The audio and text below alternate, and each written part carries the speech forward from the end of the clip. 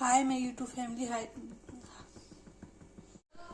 हाय मेरी YouTube family हमारे YouTube सीमा कश्मीर को आपका स्वागत है। गाइस नमस्कार। आज बन जाएंगे करेला और बैगन की भुजिया। ये देखिए काट दिया है, तेल गर्म हो गया, फ्राई कर लेंगे।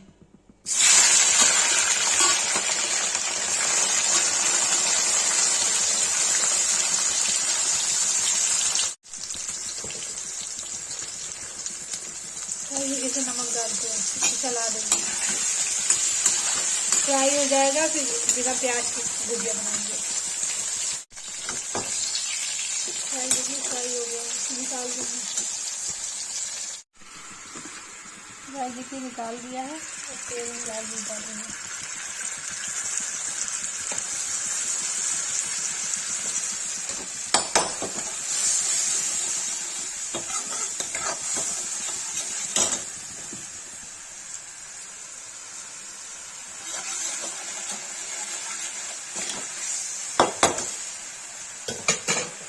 देखिए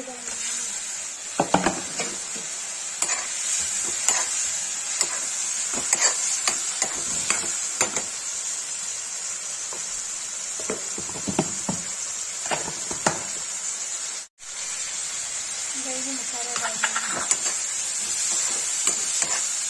भून जाएगा तो पलट देंगे।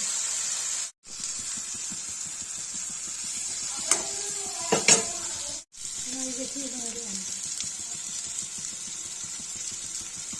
बन गया, पलट देंगे।